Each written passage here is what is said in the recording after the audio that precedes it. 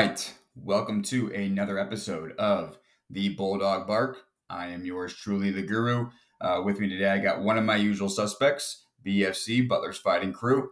And we also have today a very special guest, former Butler Bulldog player, now turned executive director of Butler's NIL collective, All Good Dawgs, Brandon Crone. Brandon, how's it going, man?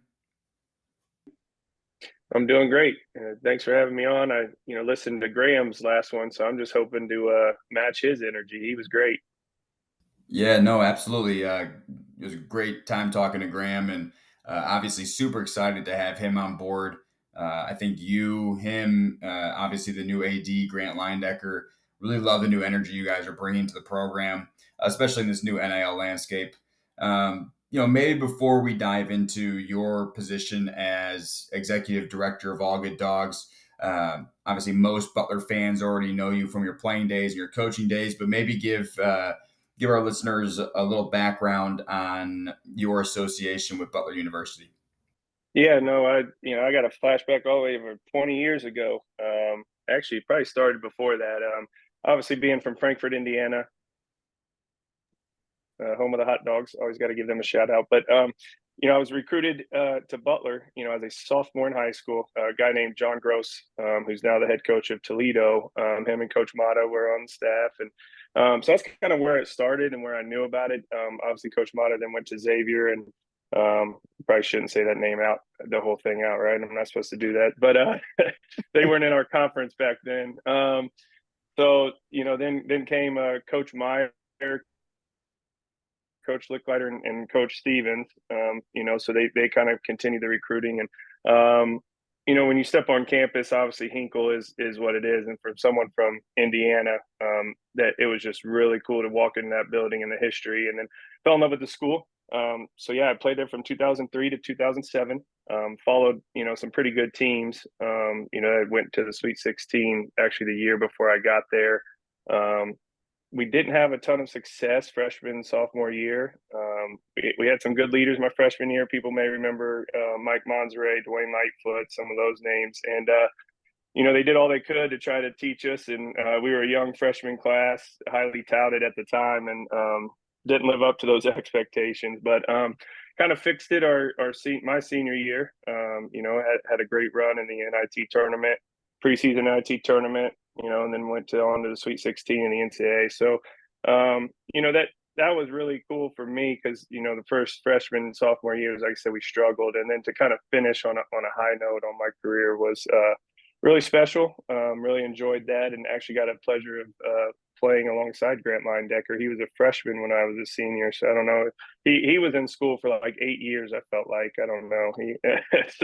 He's back there. But no, I got a chance to play overseas for 3 years.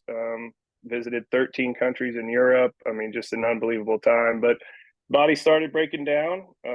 Decided I want to get into coaching before I got too old. And I got a chance to work with a guy named Ed Schilling at Park Tudor. Coached a guy named Yogi Farrell, Trayvon Blewett, and got a blue state championship ring. I couldn't do it as a player, but enjoyed doing it as a coach. And then got a first opportunity, a break to go coach at Nova Southeastern University, kind of a D2 powerhouse now. Be honest with you, when they called me, I didn't know where I was going. I was like, Nova East, like where is this place? And you go down to Fort Lauderdale, and that's a pretty nice campus. So enjoyed 3 years down there, and then got a call from Coach Holtman in that interim year. Asked if I'd want to come join the staff, and it was really hard to turn down Butler, obviously. So I enjoyed being on the bench coaching, but then to come back to Butler, and I was director of basketball operations there for 6 years, 3 under Coach Holtman, 3 under Coach Jordan. And obviously Coach Jordan was actually an assistant coach when I played. So, we kind of had a relationship that went all the way back to those days as well. So a really special time. Enjoyed, a lot of success there. Had a lot of good players come through. I'm the old guy no one remembers, but, Kamar and Keelan and Tyler White. I mean, just Andrew Travis. I mean, just had some really good teams, really good players, and really good men. It was kind of a joy to be a part of those programs or those teams, in that program. And fast forward, I did 2 years at Evansville. with Coach Licklider, who I also played under at Butler.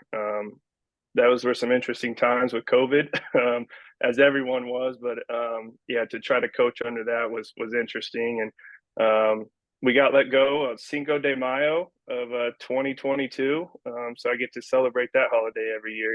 That's a lot of fun. But decided to get out of coaching and took a job here at Carmel Dad's Club as the athletic director. It's been a joy. I've been coaching my kids now and just being involved and less travel and being home with them. So I don't know if I gave you enough. I feel like I went a long way with that, but hopefully you answered some questions. Yeah, no, man, that was a lot of great information there.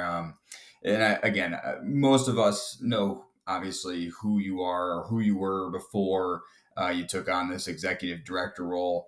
Um, Kind of crazy that it's almost been 20 years since you were around, which is absolutely nuts. Makes me feel pretty old. But maybe let's talk about obviously you talked about your playing days, your coaching days. How exactly did it come around to, hey, do you want to be executive director of All Good Dogs? Obviously, NIL has become kind of it's a newish concept, right? I mean, it's only been around for a few years. What was the process like? Who approached you? Just kind of break down how you came into this position. Yeah, that was well, I guess it would have been almost a year ago now. I got contacted by a couple of the board members, Mark Menner, Mark Shabel, Rick Donovan. Obviously knew them from past history at Butler. Had worked with the president of All Good Dogs when I ran Butler basketball camps. And so we had a relationship. Those three, they needed an executive director. They had kind of remembered me from the operation days. Knew I still had kind of some relationships with obviously donors and boosters. Became friends with a lot of them when I was in ops, and then had kind of that coaching side. Could relate to players still, even though I feel so old. But I still knew what the locker room was like and recruiting, and so they just thought it'd be a great position. And when I kind of asked some questions, one of the big thing is what are you looking for? Because I'm very happy at Carmel Dad's Club, right? I have a full time job, and once they kind of laid it out of what it was, and I mean, who wouldn't hop at the opportunity to help Butler? I got such a love of that place. Obviously 4 years as a player, 6 years as ops. I mean, there's a decade spent there. So, once they kind of offered and kind of learned what it was and how to, well, I mean, I'm still learning. I think everyone is in this NIL landscape, to be honest. But once I got a chance to kind of see how we were doing it and really thought we were doing it in a cool way, I was all on board. Yeah, absolutely, man. Hey, BFC, you got anything you want to add? Yeah, just kind of jumping into that. I think when I try to explain All Good Dogs to, my family or people that aren't as into it, I kind of describe it just as an NIL collective that has more of a Butler way kind of feel to it. So how would you kind of explain All Good Dogs and how it's different from, a standard NIL collective that you'd see at a different school? Yeah, I mean, it's interesting. I don't know how all the other nonprofit NIL collectives are all working or the ins and outs of that, right? So a lot of people don't share. And then you're just kind of navigating what we can do. And the big thing, again, when I learned about it was, hey, this service oriented thing. And you're like, okay, what does that mean? So I work with, I mean, a big part of this is actually working with 12, 13, I think we may be up to 14 now, but nonprofits. So I'd come to them and I'm like, hey, what events do you guys have? How can we help assist you to either market your event or get your name out or do this? Keep Indy beautiful for one. We went and planted trees, in a neighborhood, and so it's really like, how do we use this platform to really boost up these nonprofits in a good way, and then the players, and the athletes get something out of it too. So that to me was kind of crucial. When I played at Butler, we always went to the homeless shelters. We served food on Sundays. So, I mean, that's what we wanted to do. We wanted the players to still be out in the community. A kid again is one that we do a lot of events with, and these kids, just the smile they get when these players walk in, and then to see the players interact with them, right? I mean, they're doing an unbelievable job, and I think it just speaks to Butler and what we try to do. Giving another example, Versity, the blood donors. we did a drive on campus for them, got the word all out. They surpassed their goal by I can't remember how many units, 40 units, 50 units. One of our players gave blood that day, and showed. So we're just really trying to get out there, boost the community, boost these nonprofits, and then the players are also getting a little bit of it. Yeah, absolutely. And that's something I really love about Butler basketball. Obviously, I was there before the NIL era, but seeing the pictures of the guys giving back at Christmas and at the basketball camp with Kid again a few weeks ago, I always love to see that. So kind of transitioning over to your relationship with the team and the coaches, what does that kind of look like as an NIL collective, as part of the athletic department, and like how you're interacting with the athletic department and coaches and players and stuff like that? Yeah, I mean, they have been really supportive. Graham, who you had on here now, in his new position. So I think we're still figuring some of that out now. Because we got a new position in men's basketball. The GM is going to be hired. You've got to replace Grant and what his role was. You're looking at Graham. But as far as my role, is I work with Greg Oden, and him and I do a lot of the scheduling. So once these nonprofits say, hey, we have a cool event. Would you want to be a part of it? Here's the details. I work with Greg and the players. I text with them as well to say, hey, can you make this work? They kind of, they get a contract for this event. And then they go, I'm mostly close with the coaches, Alex Barlow, one who I don't know. I say I coached him, but I don't know. He tried to coach all of us when I was on staff. So, but no, relationship with him of just, hey, where we at in recruiting, or how can we help, or having any of those, really answering the questions, right? A lot of times, some of these players have agents, or the parents in general. They're like you. They all good dogs. What is this thing? It's been really cool, and I know that the staff's on the right track, because when I do talk to these parents, or I do talk to some of these agents, are like, man, I love the way you guys do it. I mean, there's no pushback in it. They're like, man, I love that they're out in the community. I love that this is how you're doing it. And so that part's been pretty cool to, get that reception this way too. Just kind of one last thing to kind of go off of there. Obviously, it's a completely different landscape now, and players have, a lot of them will have massive platforms to kind of promote things. I remember seeing Pierre and Jamil and Screen, especially, kind of promoting the blood drive and everything that you guys were doing. I think the first player that really had kind of a platform when I was there was Jordan Tucker. He came in with a big following. But for some of these guys, as they continue to grow, are you working with them in different ways if they're developing more of a following, or like in Pierre's instance, where he's going from playing sparingly on Michigan State to being a top scorer in the Big East? It's just a different mind frame. So do you work with them as their brands to continue to develop? We have a couple companies that come in. They've given presentations. They'll work with them, and the same thing. We've done financial literacy. That's a big thing we're really trying to do and help athletes too. Is what does these contracts mean? How much is for taxes?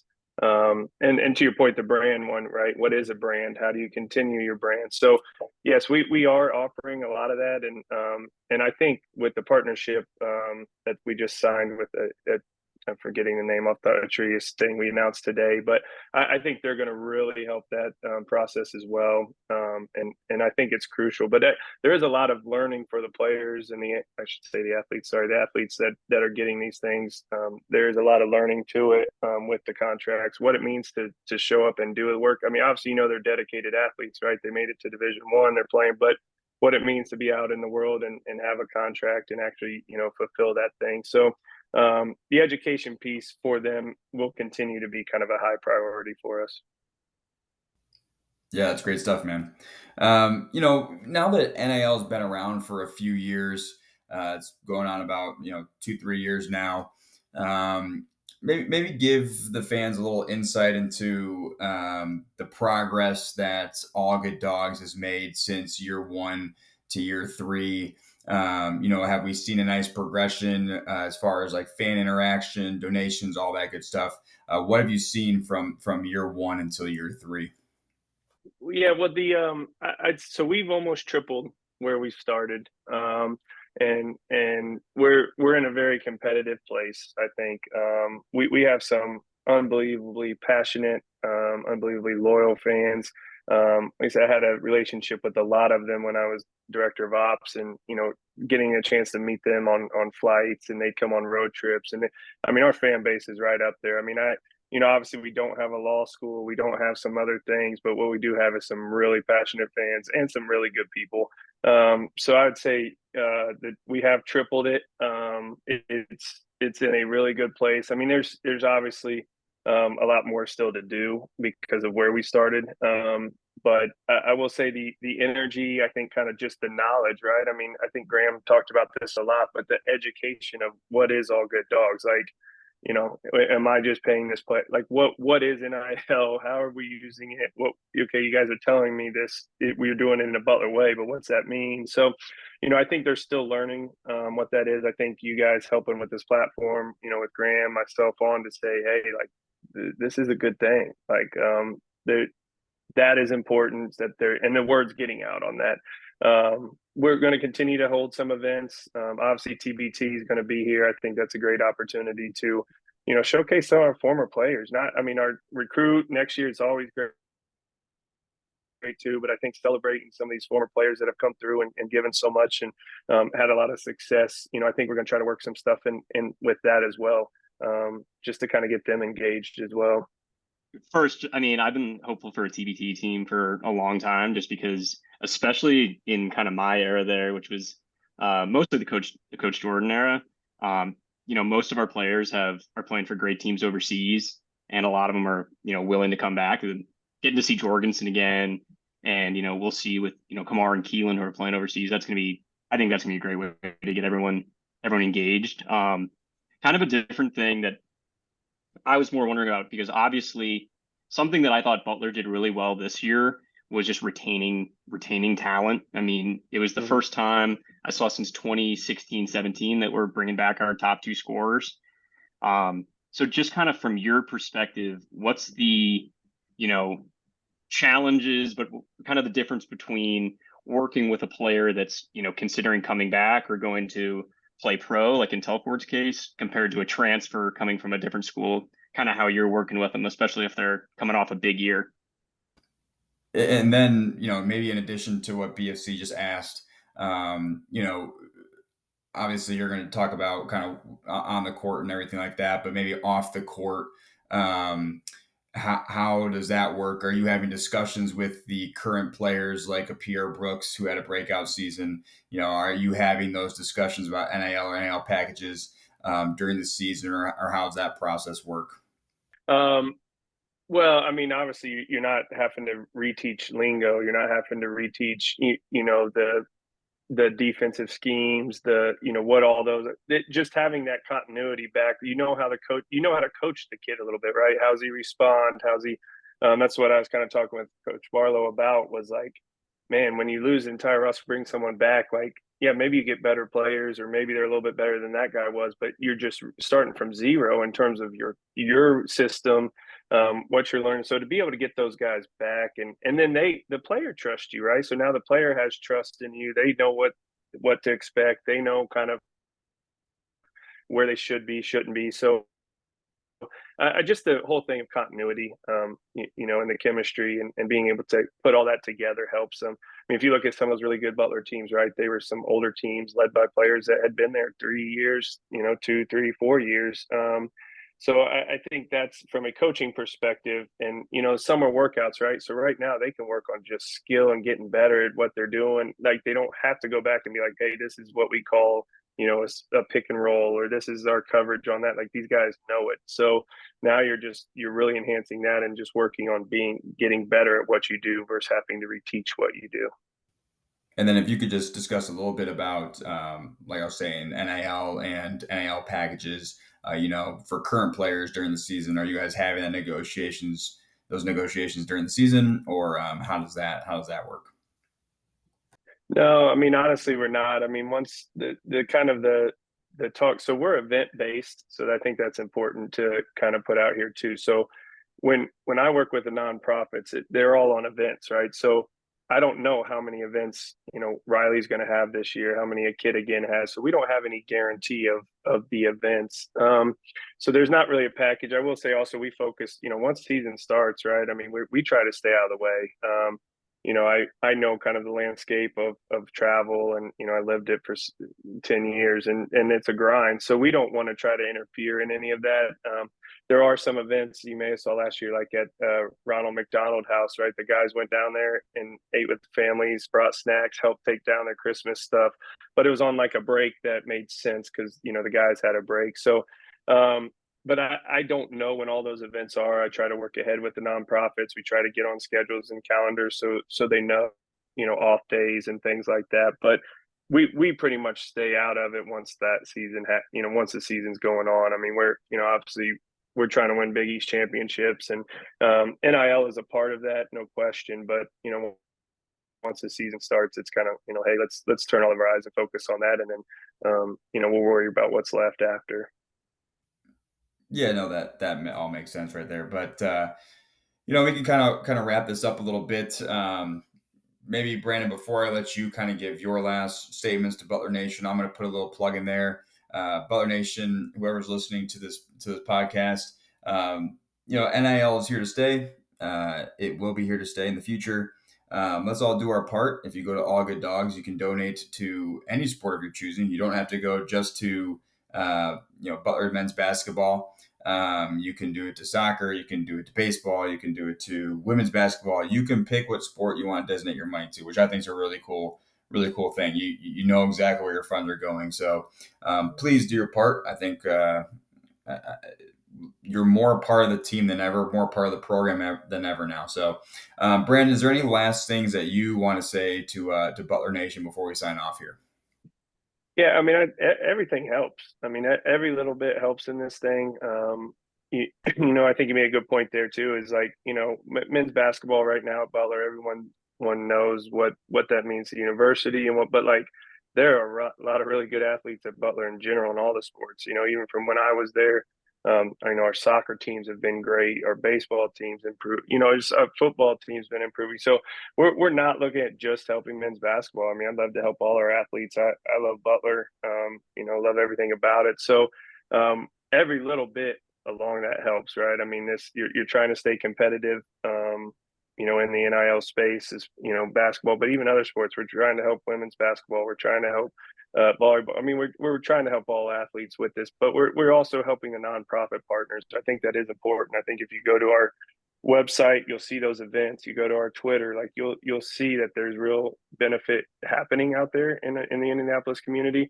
And I think that's what's cool. I mean, I've had so many thank yous from people that have attended the events, from the nonprofits themselves. Like, man, you guys have really helped. We've tried initiative of trying to get stats from it, of like how much it has helped them to track that. So I would just say join the cause. If however little bit you can give, is good. And I think you can feel good. You're not just paying athletes. You're helping nonprofits too. You're helping them get exposure. And I think it's a great cause. Awesome, man. Well, hey, we really appreciate you hopping on here with us. I know I learned a lot today. I'm sure our listeners did too. And I know I speak on behalf of Butler Nation when I say that, we're really excited for the future with you and Graham Honecker and Grant Leindecker and everyone else on board. We know the Butler Athletics Department's in good hands. So, again, just appreciate you sitting down with us. And as always, love to end it with a nice Go Dogs. Let's go Dogs.